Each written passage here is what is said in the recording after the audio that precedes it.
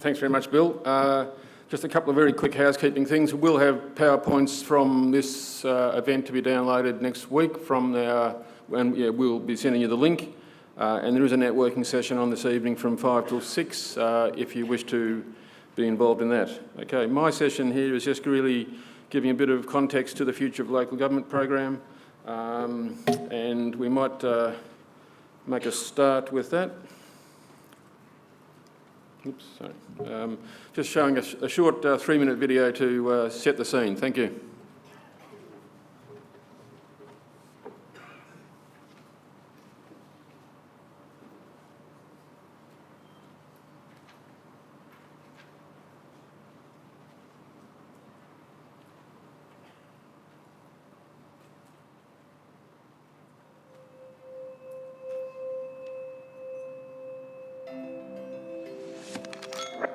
The water volume in my shower is based on the city's consumption patterns, so it's automatically recycled within each building's filtration system, and all excess water is traded back onto the city marketplace.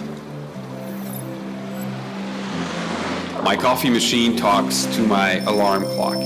My fridge orders milk before I run out. And my online food store in the virtual mall syncs with my shopping list, fridge, and others who live in my house. So my windows, they have these little invisible solar panels that generates a surplus of energy each month, and I automatically give that away to charity. My hydrogen car drives itself. It's connected to both the traffic system and all the other cars on it, effectively ending all traffic jams and accidents. My food comes from enormous urban farms that soar 50 stories into the sky. Each plant has its own wireless sensor that communicates needs in terms of water, lighting, and temperature. All the food I produce is logged via an app to the distributors in my area. All food is accounted for and sold. Nothing is wasted. You know what's great? My phone can identify an exact product, order it, and have it delivered within a few hours. My virtual doctor can diagnose most injuries remotely and then automatically prescribe treatments and remedies. My app can translate languages in real time, so it eliminates all language barriers. My 70-year-old grandfather has daily face-to-face conversations through a simple interface with me, his friends, and with my family, even though we're miles apart from each other.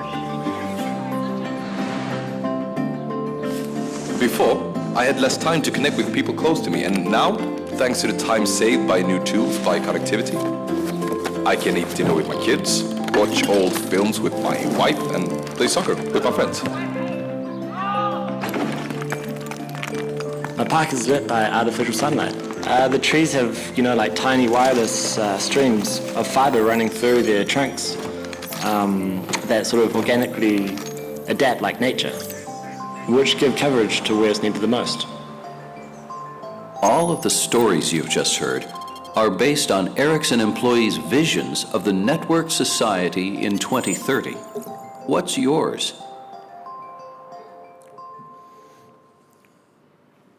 Okay, thank you. Now, just a quick context about the future of local government. This is the 11th event, and we started the program in 2005.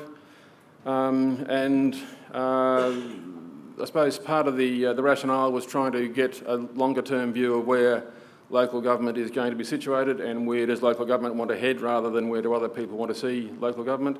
McKinsey just in the last month or two have put out a report called The Four Global Forces Breaking All the Trends, and they're saying that compared to the Industrial Revolution, change is happening now at 10 times faster, 300 times the scale, so 3,000 times the impact of what happened in the Industrial Revolution, and they're calling it monumental change.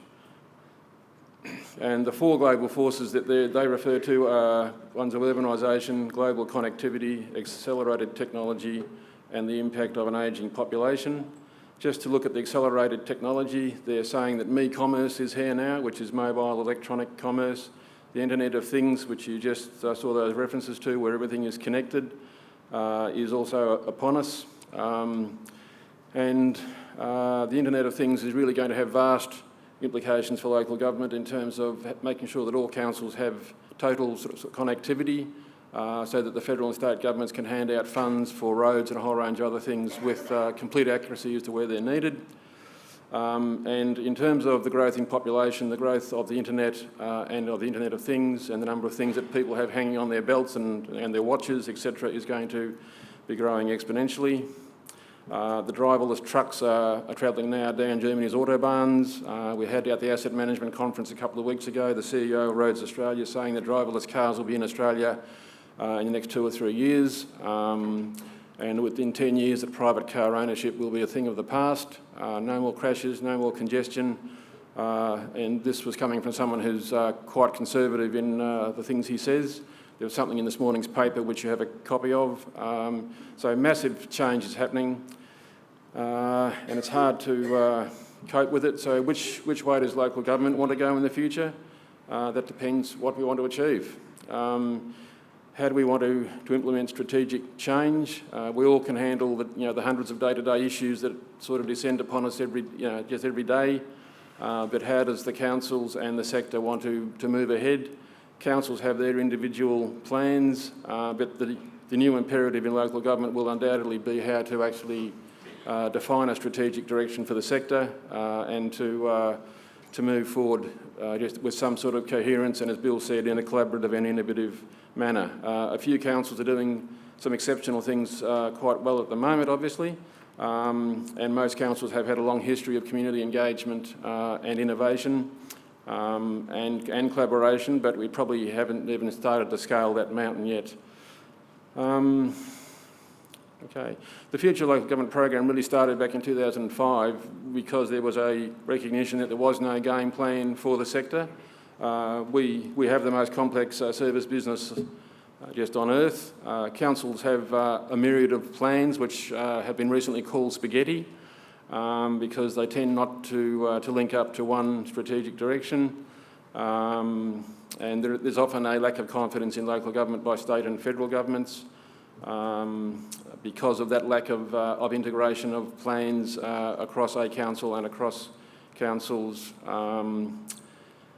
The program was also based on a need to try and embed the need to embrace reform and change across local government rather than have it imposed, which it has been for the last 100 years, where perhaps all the major decisions involving local government have come from state and federal governments. Okay, we have many problems confronting the sector, as Bill referred to. That's often perhaps an image that local government might be characterised by, which we've referred to in previous events here.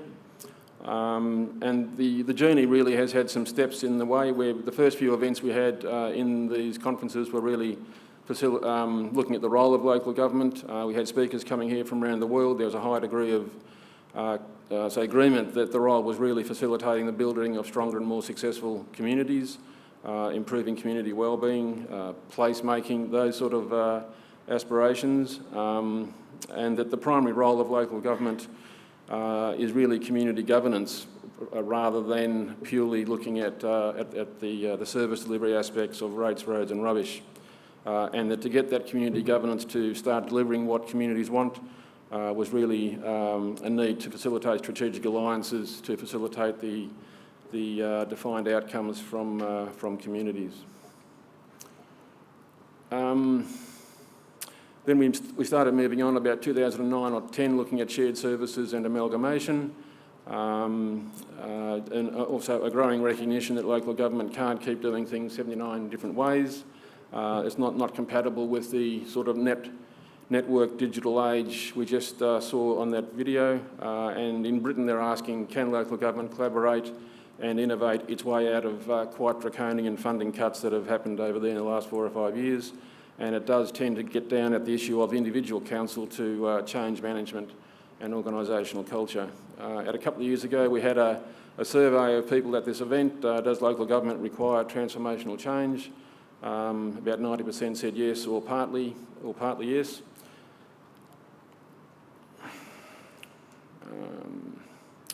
That's just an image about local government about to be dumped upon if we don't recognise these longer term changes. And we had these propositions. We had a commission into an inquiry into rewiring public services last year at this event. We had some high-profile people from overseas and around Australia, and they came out after a couple of days with these propositions. We need to take control of our own destiny. Budgets should be set by crowdsourcing methodologies to determine priorities and services. Councils need to work collaboratively for delivery of back office services. Leadership, to be financially successful, councils will need to be collaborating and innovating. Moving to IT that is designed to enable genuinely transformative change, and defining new business models to transform delivery of public services. So that's what that group of 8 people decided we should be focusing on. Just some wow moments from those last 10 years. In 2004, we had a speaker come out from England, and he said that the UK Local Government Association had just come up with a vision for local government in Britain in 2014, which was of independent self-governing communities, and that caused people to gasp a bit. And, you know, it might happen in say, 100 years. Well, I'd say they're about halfway there already, because the draconian cuts that Britain have had, I think, have meant that the community is now sort of in charge of its own destiny in a whole range of areas across the UK. Things like Meals on Wheels, libraries, parks and gardens are all being sort of transitioning over to sort of community management. Councils are starting to share some CEOs between 2 or 3 councils sharing the same CEO. Sort of participatory budgeting, participatory democracy, it's all changing at a rapid rate over there, purely being driven by the sort of new big society philosophy of pushing responsibility down to locals and also cutting funds quite dramatically. We had Graham Richardson and Paul Lynham both say the local government should be the most powerful lobby group in Australia if we could get our act together, and to be sort of more like the American model where no one would dare cross local government. Golden Plains community planning was really a highlight of letting the community, or the voice of the community, really have a very strong influence on council activities, and certainly led to a health services revolution in Golden Plains several years ago, and also allows the community to have a hand on the steering wheel of what the council's doing. We went on to FutureGov in the UK, using technology to deliver a brave new world for local communities. They're now working with the MAV in the maternal and child health program, and also the casserole program, which is the Meals on Wheels support. In the UK, massive funding cuts, as I said, but because they've taken the community with them, as we heard from Paul Raines last year, the actual level of satisfaction from the community in Britain with local government is actually rising, despite funds being cut by 35%. We had a forecast of no computer servers being available for purchase after 2020, and the virtual council, as you'll be hearing from Percy Allen today. So there's some of the wow moments over the last 10 years. The imperatives for local government to partner with the community to deliver on its aspirations, regional collaboration and innovation within councils, and that is really a skill that some councils are now starting to develop, the capacity to actually encourage innovation across the councils. It's nice talking about it, but to do it is very hard work and requires a lot of bottom-up activity by small groups across the whole council base. The vision for local government, a collaborative and more productive local government delivering priority outcomes to a more engaged community. Must be a lot more digital, more agile, more responsive, a lot more co-design with communities. Identify where services are best managed at the state, regional or local level, rather than just say, assume it's the same old, same old. So we have fewer dollars, we have rapidly rising expectations. So what are the options looking forward? We're saying it's probably not business as usual, because that is certainly going to lead, we think, to intervention. It's probably not a back to basics approach, because even if that, I mean, that's probably the one that's easiest to achieve, but it's probably going to lead to the greatest community dissatisfaction. So we do need to transform what we do via collaboration and innovation, and to try and win a seat at the table to rewire public services in a whole of government environment. most people are rethinking, so most organisations are now rethinking how they deliver their services, and rate capping, as Bill said, is just really a shorthand way of meaning that local government does need to engage much more closely with communities. It's quite easy actually if you look at this from the in a back to front sort of approach. If you turn the problem upside down, we have fewer dollars. Boo-hoo, you know, we always complain about that. But here's the thing: smart councils, as we're going to hear over the next couple of days, are letting the community decide how to spend those dollars via co-design activities, via street activation activities, participatory budgeting. If you let the community decide how to spend the dollars, councils can be furiously collaborating and innovating to do more with less, and partner more with communities. State and federal governments will struggle to be relevant because they'll be becoming more and more distant from what's happening in local communities. And happy days are here again. In Britain, just a quick reference to what did happen over there. The purple line was where they expected funding to go. The blue line is where it's going and has gone. They cut $25 billion by 2020, and that's resulted in a whole raft of transformative activities, passing responsibility to the public, sort of whole of place community budgets where a particular part of Britain is saying, well, let's look at all the funds we do get from the public sector and decide how to spend it rather than continue with the silo approach. The sort of political leadership and public debate is saying, what are you prepared to give up? What are you willing to pay more for? What are you prepared to do more of yourselves? So it's sort of developing a new relationship between citizen and state, identifying local priorities, what can councils do, etc., etc. So massive change is happening across Britain. It might not be what they were hoping for or what they wanted, but it's happening. So in Britain, as we said, the satisfaction is rising despite the massive funding cuts. Where are Australian councils going? The next 4-year council plan, 2017 to 21, should be telling us how councils will meet the challenge of change. Most present council plans don't address that topic. How will councils scale the digital divide? Sort of how perhaps innovation will transform council services. So the 4-year council plan, it comes out in 2017. Sort of should be telling us how to manage, or sort of how the councils intend to manage change. That's the new skill we need in local government. So how to deliver on those nice words, collaborate and innovate, so sort of how to actually deliver at the council workplace. Does local government have the transformative leadership to drive that? Who are the champions of change? Etc., etc. To deliver better performance at lower cost, does need to engage citizens in service design and delivery, the co-design philosophy, and we need to put perhaps innovation and collaboration high on the council agenda and regional agendas and plans, and it does require leadership. When we look at the regional meetings of councils now and what's on the agendas when they meet, probably there's not a great many of those regions that have these transformative agendas on the planning board. Let's look quickly, just the last couple of minutes, local government heroes who are walking the talk to date. As we're saying, to use a golfing analogy, the leaders in the clubhouse. We have LED street lighting in Victoria. We have creative councils in the UK, the Hunter councils in New South Wales, the Swift Library Consortium in New South Wales and Victoria, Burundara Council in Victoria with its council-wide innovation program. Hawke's Bay councils in New Zealand have appointed a transformation manager.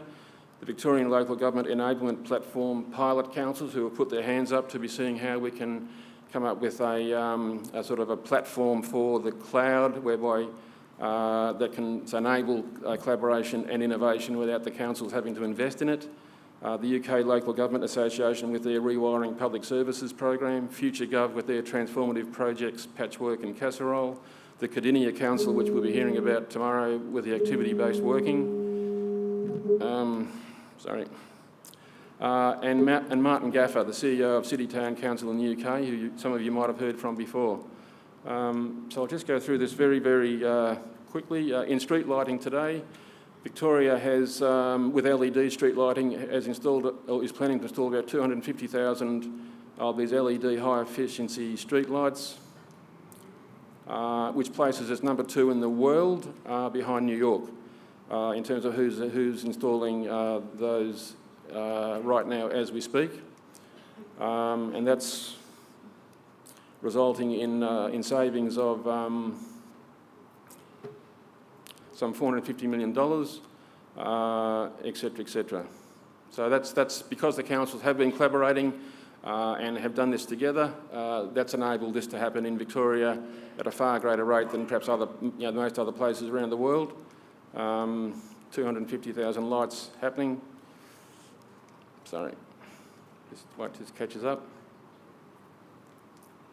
Sort of creative councils in the UK saying that we need to make local government as good at problem solving as the most successful business. Over 1/3 of UK councils have applied for support from creative councils about how can councils become better at innovation. At the Wigan, they're helping the council to devolve its adult social care budget to local people so they have the opportunity to control the way in which their needs are met. The Hunter councils in the Hunter Valley in Victoria have been leading the way for many years in a whole range of sort of collaborative activities, some of which are mentioned in that slide. The Swift Library Consortium in Victoria, the Swift members, some in Victoria, some in New South Wales. We have the Burundara Council has appointed perhaps innovation leader to that council, and they're now working on a council-wide approach to build the capacity to innovate.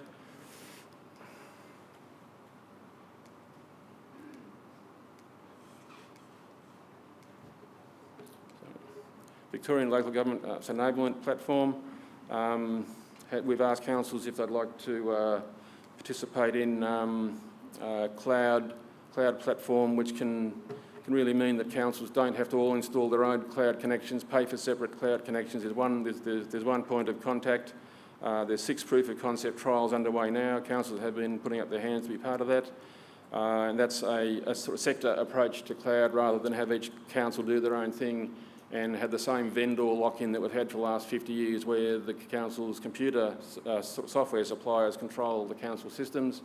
And from the point of view of the sector and state and federal governments, no one knows what's going on because we can't aggregate the data, we can't gain access to the data. This is the chance in a lifetime to make this happen in a much smarter way. We just need to get the senior management and the council laws to be aware of the possibility and to make some strategic decisions over the next 5 years. Cardinia Council with their activity-based working. We have been looking at mapping, this is from the MAV's point of view, with the Councils of the Future program, mapping which are the services that are best done at a collaborative level from the point of view of which are the most complex or which are the least complex but provide the greatest return, which we can pass out to all people at this event, that tool, to do that analysis. And we just want to play a very quick 3-minute video now just about the future of local government services in the UK that some councils over there are now looking at.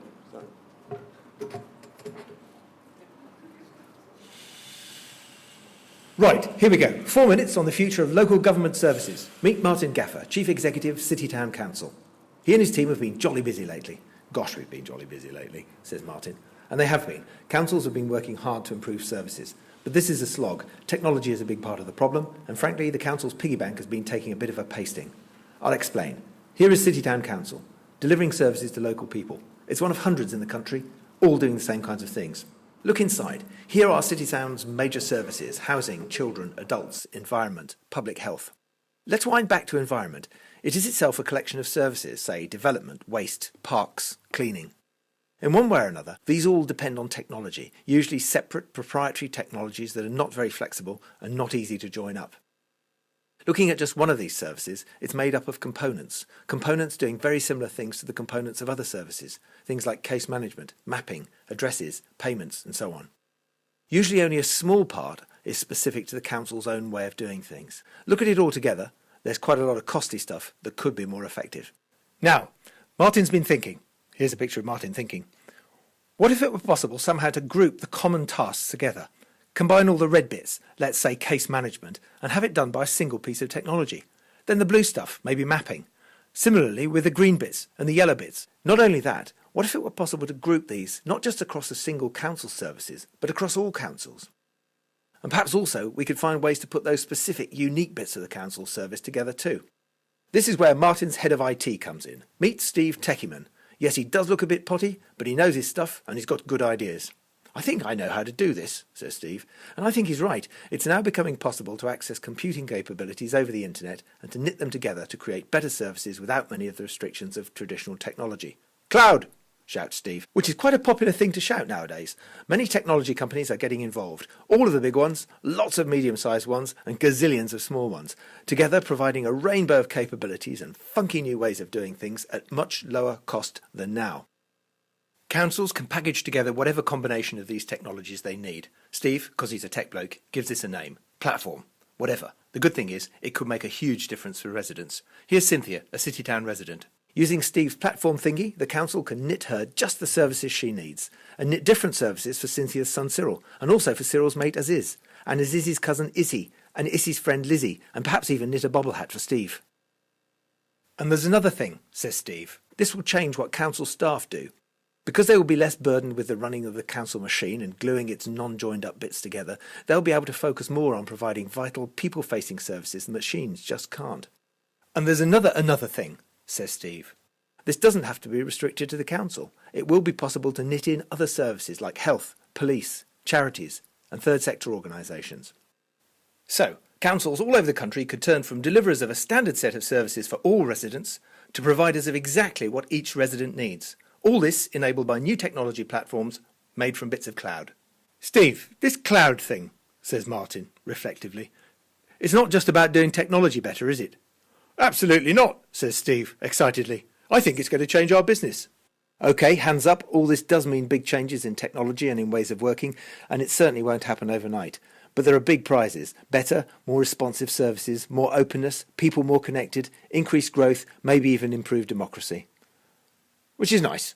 Martin is showing signs of making friends with his piggy bank, and Steve's so chuffed he's phoned his mum. And that, as they say, is it. Okay, so if your council currently has a computer budget or a CapEx budget which includes technology, and it's involving the spending of millions of dollars on software programs and servers, strongly advise you to just cause a pause in that process and just look at what is happening and what the options are, because it's all going to change so quickly that some councils are going to have red faces, I think, in about 3 or 4 years' time unless they do take account of what is possible. We do have, if you wanted to add to that list of those clubhouse leading programs, we had those 11 programs that local government, we said local government was doing very well. If you wanted to add to that, there's a public Facebook page where you can add your nominations to that and can come up with what perhaps you consider within your part of the world maybe some great things that councils are doing. And we also have in your pack there questions for you. We think it'd be good if by the time you leave here we'll have a box outside you can put these responses in. There's a single sheet. It'd be good if you could just answer 2 questions. It's 2025. What are the 2 or 3 major changes that local government has seen in the last decade? Just would so appreciate your thoughts. And also, what are the critical success factors that will so enable local government to move forward from where we are now to a better future? And also we do have in your packs a future readiness, assessment, and if you do want to respond to that, just personally, not on behalf of your council, just personally, we can come back to you. It's in complete confidence. We'll come back to you with where you sit in comparison to the other responses we receive.